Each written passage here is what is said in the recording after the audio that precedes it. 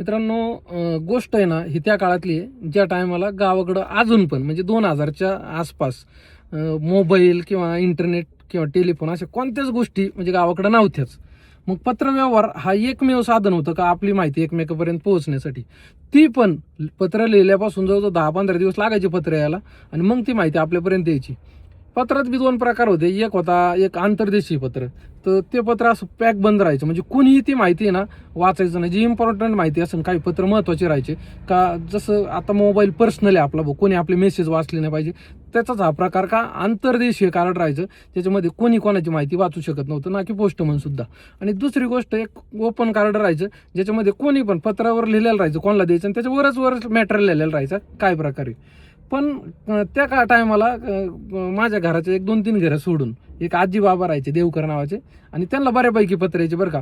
आणि जास्त करून जे आर्मी पर्सन येतं किंवा जे बाहेर खूप जास्त लांब येतं त्यांचे पत्र व्यवहार चालायचे भाऊ. तिकडं काय घटना घडल्या चांगल्या वाईट त्यांची माहिती त्यांच्यापर्यंत पोहोचायची. आणि ती माहिती पोहोचायला सुद्धा एक 15-20 दिवस लागायचे. म्हणजे जोपर्यंत माहिती आपल्यापर्यंत यायची तोपर्यंत ती घटना पूर्ण कंप्लीट झालेली असायची, म्हणजे घडून गेलेली असायची. आणि हे सगळ्या गोष्टी सांगायचं कारण असं का त्या टायमाला एक उत्कंठा राहायची, पत्रात काय लिहिलेलं असेल, काय घडलं असेल, या सगळ्या गोष्टी वाचायची. आणि मग अशा टायमाला गाव थोडं गाव म्हणा किंवा त्या टायमाची जी परिस्थिती होती ती अडाणी होती बऱ्यापैकी. तर मग पोस्टमनकडून जास्त करून पत्र वाचून घ्यायचे. पण पोस्टमनला पण जास्त जर पत्र वाटायचे किंवा बाकीच्या ठिकाणी काही काम असेल तर ते व्हायचं नाही. मग अशा वेळी ना ती आजी आमचे जे गल्लीतले पोरं होते त्यांना कोणाला तरी बोलावणार. मग जर बोलावलं तर मग त्याच्या बदल्यात आहे ना, पत्र वाचायच्या बदल्यात आपल्याला एखादं छोटंसं चॉकलेट किंवा 4 आणि 8 आणे द्यायची अशी. आणि मग मज्जा तेव्हा यायची ज्यावेळेस ते आपण पत्र वाचायला सुरू करू. ते आजी किंवा ते ऐकणारे माणसं इतके उत्कंठेने बसायचे का काय लिहिलेलं असेल काय आहे. आणि का म्हणजे जसे पूर्ण शरीराचे कान करून एकदम लक्ष देऊन त्या गोष्टी ऐकायच्या. आणि पत्र वाचणाराचा मान बी थोडा जास्तच व्हायचा.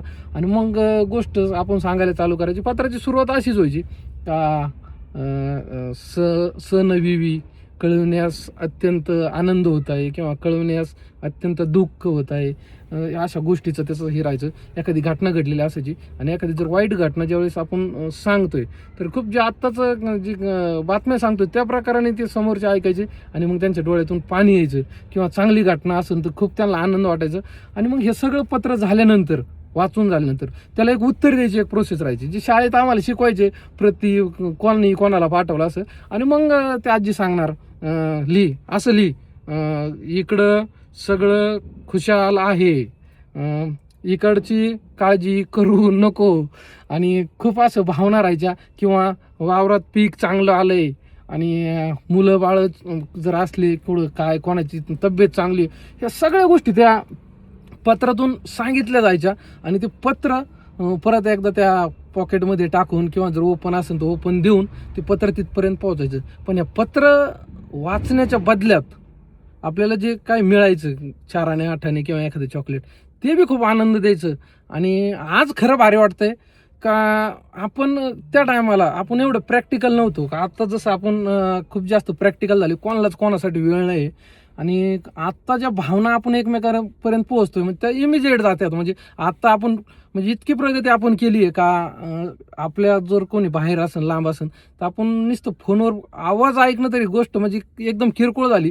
आपण समक्ष व्हिडिओ कॉलद्वारे सुद्धा बोलू शकतो. पण ह्या सगळ्यामध्ये ह्या सोशल मीडियाच्या अनुषंगाने काल आपण जे व्हिडिओ टाकला होता की फायदा का तोटा, तर ह्या अनुषंगाने जर विचार केला का सोशल मीडियामुळं ज्या पूर्वीचं आणि आत्ताच्या काळाचे जर कम्पॅरिझन केलं तर सोशल मीडियामुळं हा खरंच खूप मोठा फायदा आहे का आपण आपल्या लांब असलेल्या व्यक्तीला प्रत्यक्ष भेटू शकतो, बोलू शकतो, त्याच्याशी व्हिडिओ कॉलद्वारे संपर्क साधू शकतो.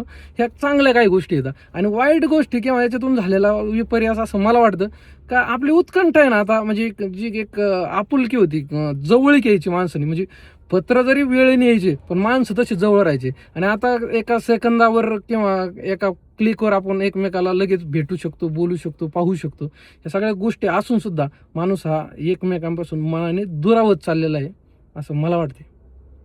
तुम्हाला काय वाटतंय सांगा कमेंट करून. धन्यवाद. नर्मदे हर. रामकृष्ण हरी.